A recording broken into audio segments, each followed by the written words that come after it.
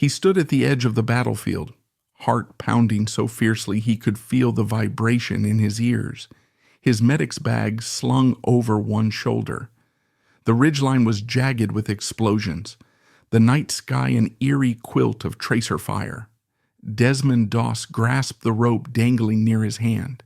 What gave him pause was not fear of bullets or the choking smoke from constant mortar shelling. He'd long grown accustomed to those. Instead, it was his unshakable commitment to principle. Tonight the principle loomed larger than ever before. He was about to climb straight into what many had already begun calling a death trap, and he would do it with no weapon on his person. No one watching him could truly comprehend such resolve. Yet Doss believed that if he was going to serve his country, he would do it by saving life, never taking it. It had not occurred to him, even in that pivotal moment, to question his convictions. This quiet certainty would drive him to rescue over 75 men under a storm of artillery. It would also provoke both ridicule and awe from his fellow soldiers. But that night, no words or lectures were exchanged. There was simply his solitary figure scaling that slope, determined to leave no wounded man behind. World War II was by then in its later stages, but to the Americans who landed on Okinawa in early April 1945, it felt like the fighting might never end. Japanese forces were fiercely entrenched, vowing to defend every inch. Allied commanders anticipated one of the bloodiest battles in the Pacific. The buildup had been terrifying. Countless infantrymen disembarked from ships, stepping onto the sands of Okinawa to face hidden pillboxes, networks of tunnels, and enemy artillery carefully positioned to inflict the maximum toll. Letters home were filled with apprehensions. Soldiers watched as the seemingly endless waves of men and supplies arrived on shore, illustrating the scale of the coming confrontation. In the weeks to come, headlines back in the States would speak ominously of the typhoon of steel, a phrase that captured the unrelenting barrage of shells, shrapnel, and bullets that turned the island into one of the deadliest killing fields of the entire war. For most men in Doss's unit, preparing for the fight meant checking rifles, securing grenades, and collecting extra ammo belts. But for Doss, a devout Seventh-day Adventist, preparation did not include a weapon at all. It never had. He had joined the army with the rare distinction of refusing to bear arms, an idea so foreign to military tradition that some in his own platoon suspected him of cowardice or insanity. Before the war, Desmond Thomas Doss was an unassuming young man from Lynchburg, Virginia, born on February 7, 1919. His father was a carpenter and often struggled to maintain steady work, especially as the Great Depression took its toll. Yet it wasn't economic hardship that shaped Desmond's convictions. Those had deeper roots. Early on, Desmond's parents displayed a framed poster of the 10 Commandments on a wall in the family home. Next to "Thou shalt not kill" was a depiction of Cain holding a club, standing over the lifeless body of his brother Abel. As a child, Desmond found himself drawn to that single image more than any other. It became emblematic of everything he felt was wrong with violence of any kind. Some nights he would stare at the poster and imagine a world without hurting or killing, a dreamlike thought that, in those turbulent times, seemed impossibly naive. Yet it anchored him. He grew up Seventh-day Adventist, abiding by a Sabbath that ran from sundown Friday to sundown Saturday. His belief system included deep respect for the sanctity of life and the moral imperative of the 10 Commandments. Because of this, picking up a rifle felt like a betrayal of everything he stood for. He simply refused. After the bombing of Pearl Harbor in December 1941, patriotic fervor swept the nation. The tragedy mobilized millions of young men. Doss was no different in his desire to serve. He was, in fact, alarmed by the aggression that threatened his country, but he was unique in his approach. He enlisted in the Army in April 1942 under an official classification that at the time was baffling to many: conscientious objector. In truth, Doss preferred the label conscientious cooperator, since he still wanted to contribute. He requested to be a combat medic because he believed it aligned with his faith. Healing, not killing, that was his path. He had no illusions that this stance would be easily accepted by the Army. From his earliest days in basic training at Fort Jackson, South Carolina, he encountered suspicion and hostility. Among the instructors was a hardened sergeant who believed that no man could survive on the front lines without a gun. This was the Army, after all. The purpose of an infantry division was to fight. For a recruit to stand before him and claim he would not carry a weapon struck many as a refusal to do his duty. Doss tried to explain that he wanted to save soldiers' lives, not end them.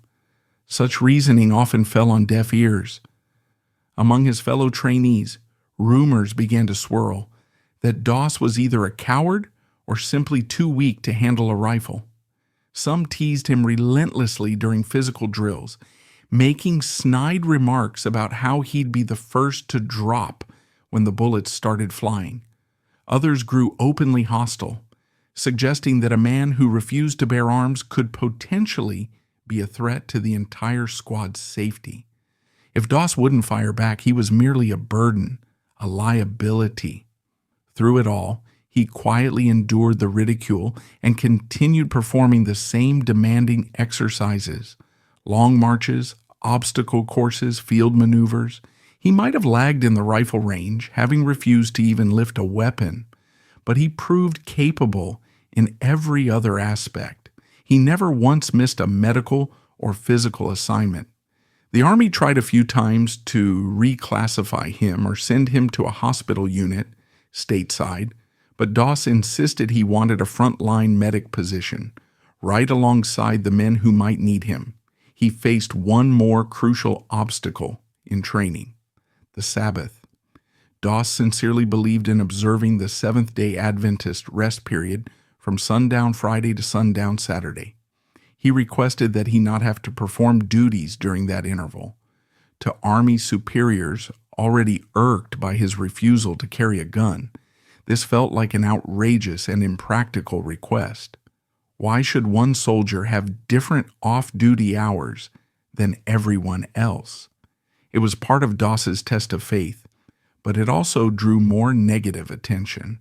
There were attempts to court-martial him for disobeying orders, though these efforts failed once the legal intricacies of conscientious objection were considered.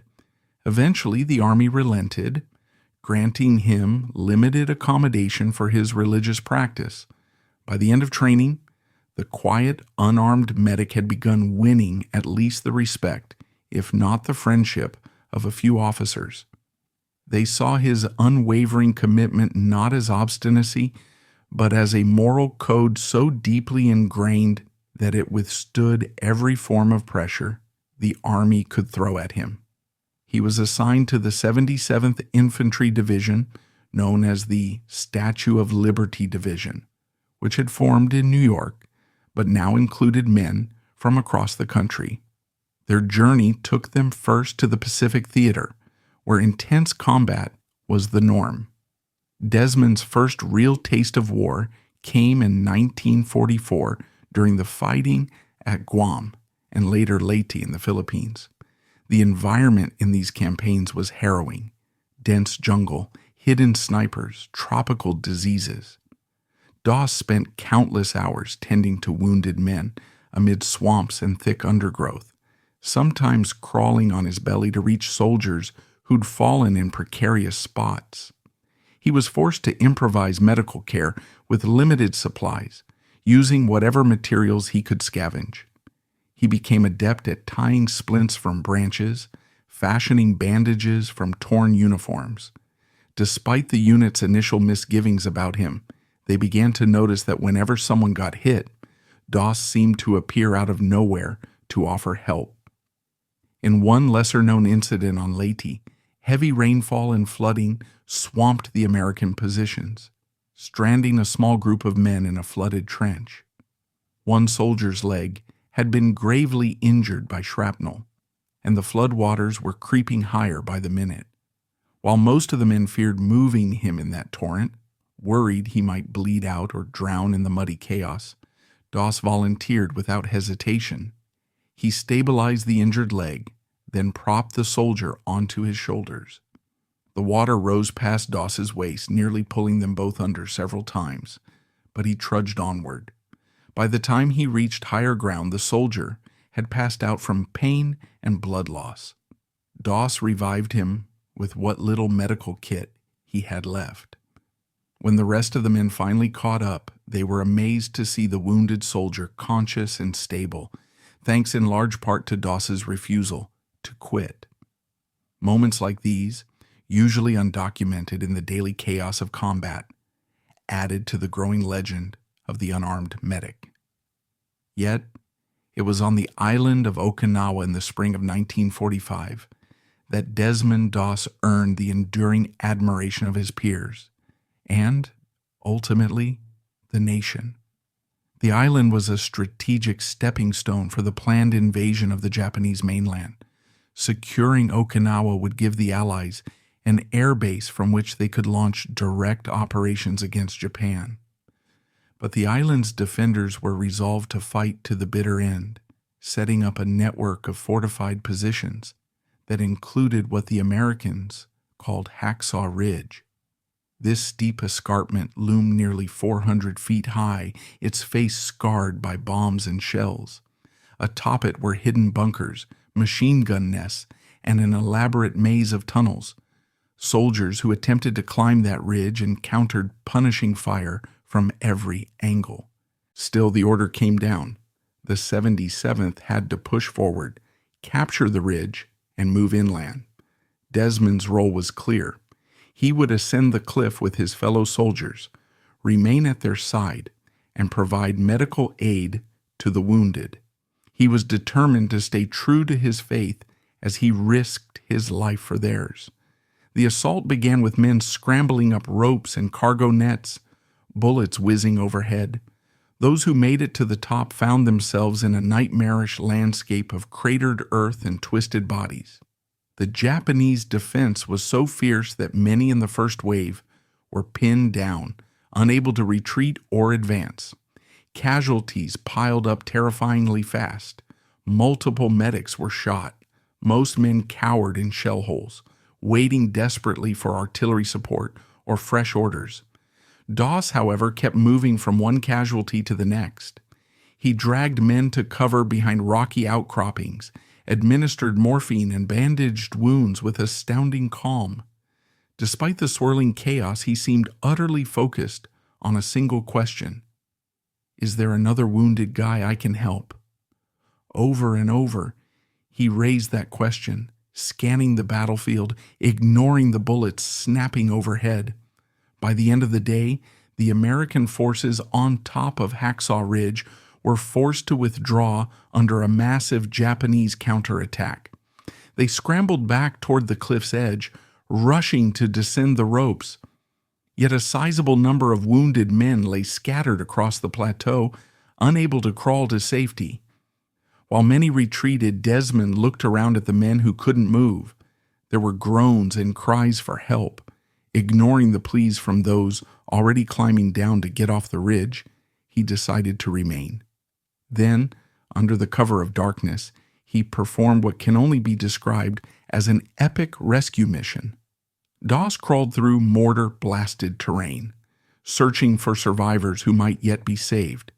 He hoisted them up one by one, dragging them to the edge of the ridge. Using ropes, he rigged a makeshift pulley system to lower them down.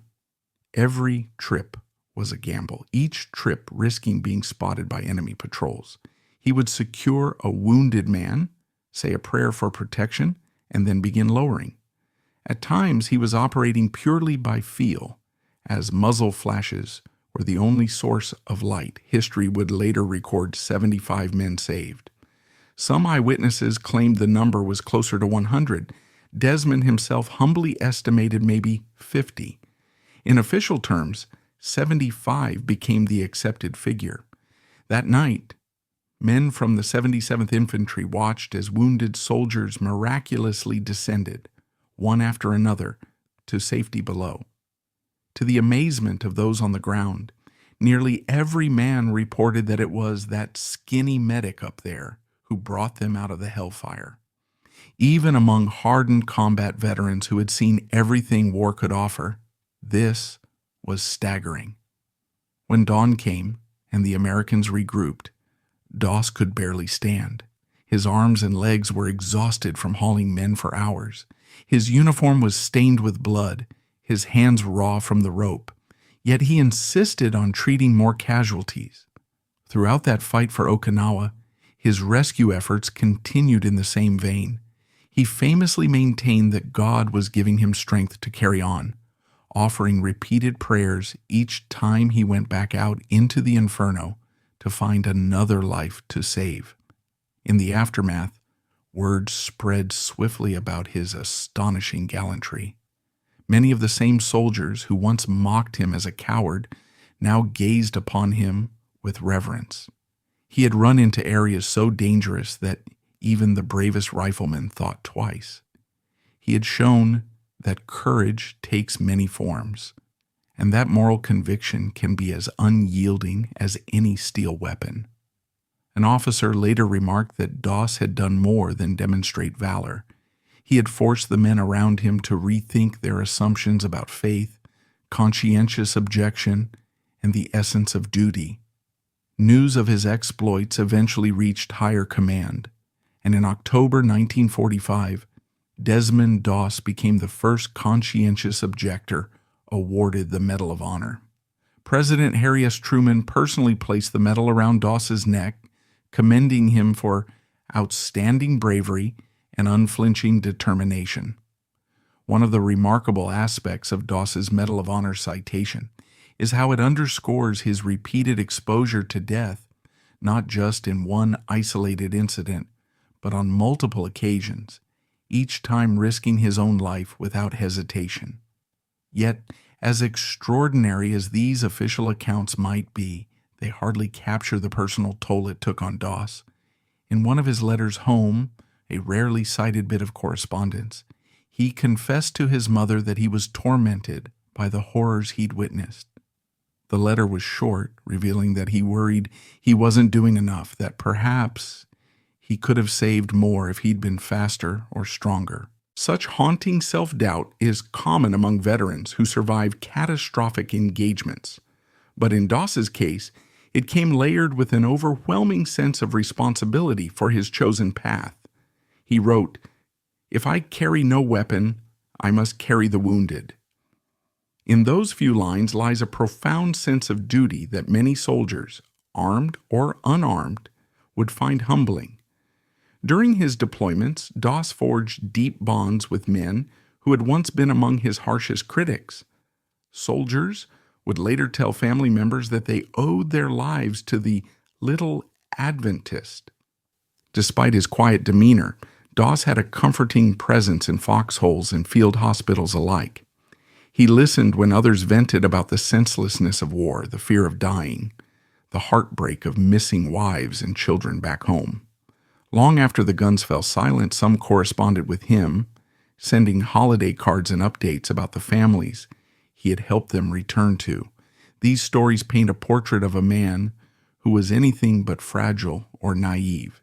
He was an anchor of solace amid the unrelenting storm. Okinawa proved to be the last major campaign of the war.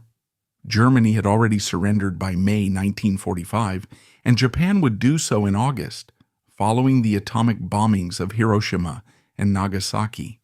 But the fighting on Okinawa took a crushing toll on both sides, resulting in tens of thousands of casualties. For Desmond Doss, it also meant the end of his active battlefield role. He was wounded more than once, most seriously by a grenade that tore into his leg. A sniper's bullet later shattered his left arm, forcing him to evacuate the battlefield. Medically discharged in 1946, he spent months undergoing treatment for his injuries, which left lasting damage, including the loss of one lung to tuberculosis.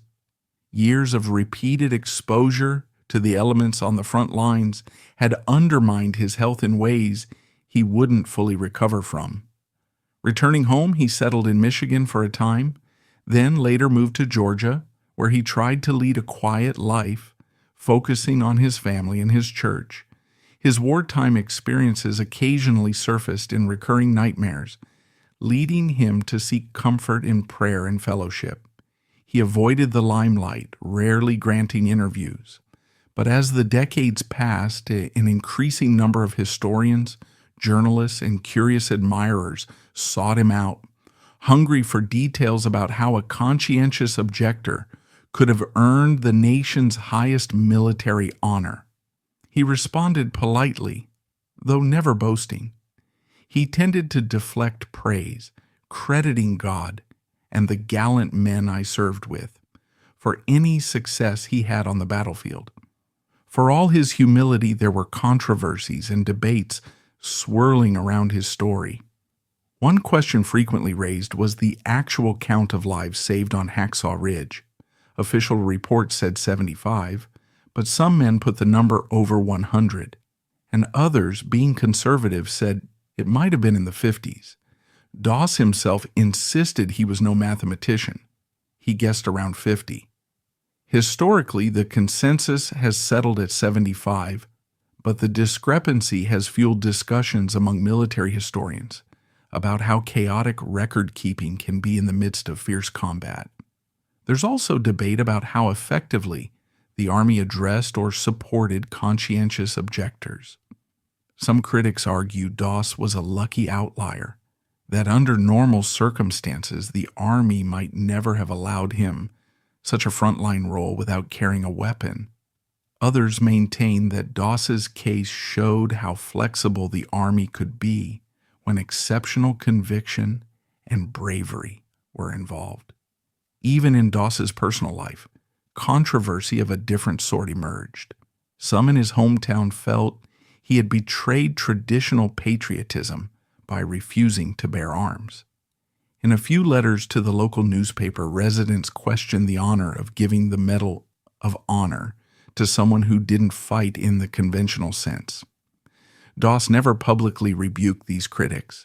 Instead, he stood by his record of service and the men who testified that he had saved their lives.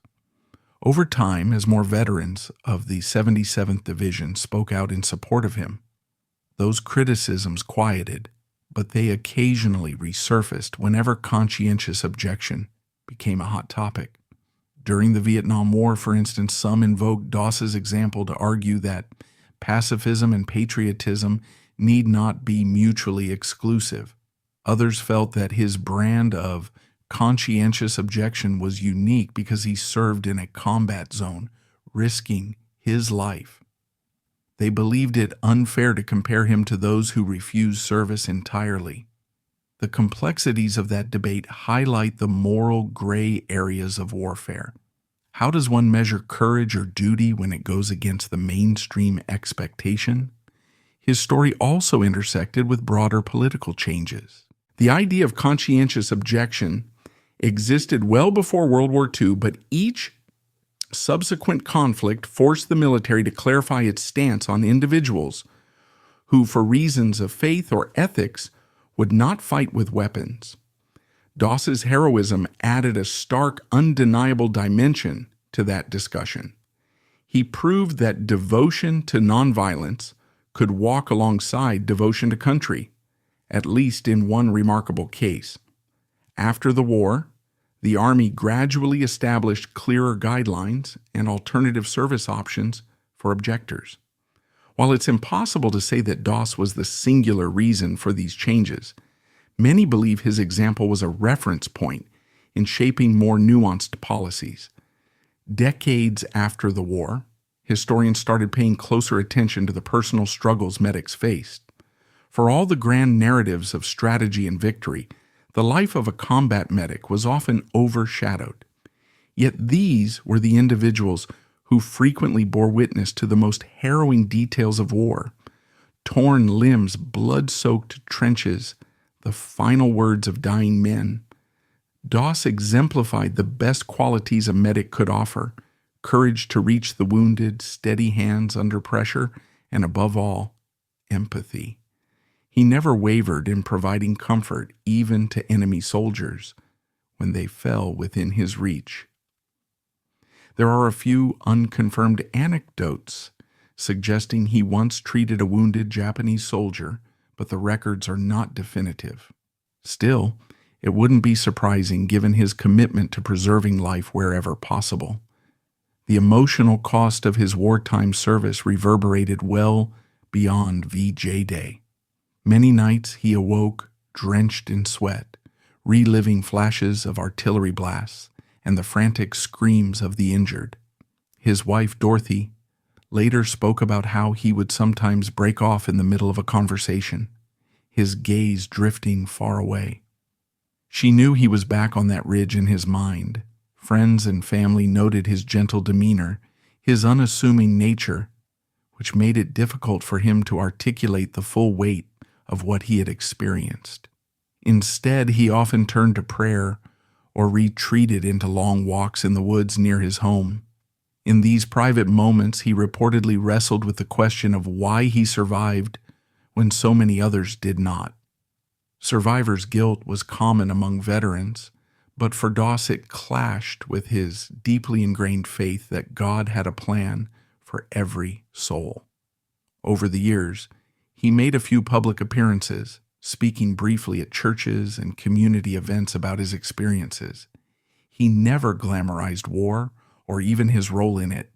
Instead, he focused on spreading messages of peace, compassion, and service to others. Those who met him in person sometimes described an almost luminous warmth in his presence. To them, he was not just a war hero, but a living testament to the power of unwavering conviction. In the 1950s and 1960s, when the fervor of the war had faded and Americans were grappling with the Cold War and Korean War, Doss's story continued to surface in small segments in newspapers or local broadcasts, reminding readers and viewers of a man who stood for healing amidst destruction. The bigger spotlight arrived many decades after the fact. In 2004, a documentary, The Conscientious Objector, brought renewed attention to Doss's life. Then, in 2016, Mel Gibson's film, Hacksaw Ridge, reintroduced the extraordinary saga to a worldwide audience. The film depicted in graphic detail the horrors of battle and illustrated Doss's perseverance, although the cinematic retelling took certain creative liberties, as films often do. Nonetheless, the release generated a tidal wave of interest in the real Desmond Doss. Younger generations, who had grown up with war stories mostly filtered through video games and dramatized blockbusters, were struck by this quiet, unarmed figure who exemplified bravery in a way they hadn't imagined. Views on YouTube clips about Doss soared into the millions. Across social media, people marveled at how someone could risk their life repeatedly while refusing to carry a weapon. The story resonated not just with military history buffs, but with anyone pondering the ethical complexities of war. He died on March 23, 2006, at the age of 87. Though he was no longer around to see how widely his legacy would spread, he had lived long enough to witness at least the beginnings of a shift in public appreciation for his stance. In reflecting on his significance, some historians point out that Doss's life challenges the stereotypes of both pacifists and soldiers. He stood firmly against killing while stepping into the heart of violence to protect his fellow men. That duality expands our understanding of heroism, suggesting that it's not always about pulling a trigger or storming a bunker with a rifle in hand. Sometimes heroism resides in holding to a moral line in circumstances that demand brutality from everyone else. Still, Any attempt to canonize him as purely saintly or wholly idealistic risks oversimplifying his story. Doss was human, wrestling with doubts, facing hostility from his comrades, and enduring severe physical trauma that would plague him for years. There were moments when he likely questioned his own limits. He suffered infections, lost significant weight in the field, and nearly died several times. Those who met him in veterans' reunions describe a man whose hands would tremble slightly, not from fear, but from the cumulative effects of injury and nerves ravaged by war. Yet he continued to show up, to greet old friends, to share a meal with men who once cursed him for being too soft. What endures most powerfully from his example, however, is the message that moral conviction can coexist with patriotism. One does not have to destroy one's faith or personal code to serve. Moreover, he demonstrated a dimension of leadership rooted not in authority, but in action. While rank-and-file structure is a cornerstone of the military, Doss's influence came from his willingness to risk more than was asked of him. Soldiers who outranked him would later call him the bravest man I ever knew. Such statements speak to the persuasive power of a role model who leads by deeds rather than orders. Even the Army recognized that Doss's presence boosted morale. Men felt safer knowing that if they were hit, they had a medic who would go to any length to reach them. In the grand tapestry of World War II, Desmond Doss's story sits alongside countless acts of sacrifice and bravery. Yet it stands out in part because it bridges a perceived contradiction, actively serving in war while refusing to kill. For many, that dynamic shifts the moral conversation, illustrating that warfare, while horrific, is not devoid of acts of compassion. The generation that fought in World War II often carried these stories silently, overshadowed by post-war rebuilding and the frantic pace of modern life. While not all conscientious objectors seek to serve as Doss did, his example shows that, under extraordinary circumstances, moral principles can be integrated into the chaos of war in a meaningful way. There are lessons here for leadership as well.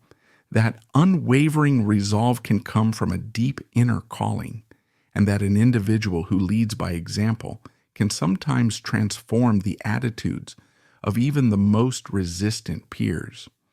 For the rest of us, reading or hearing about Doss's journey prompts a reflection on our own values.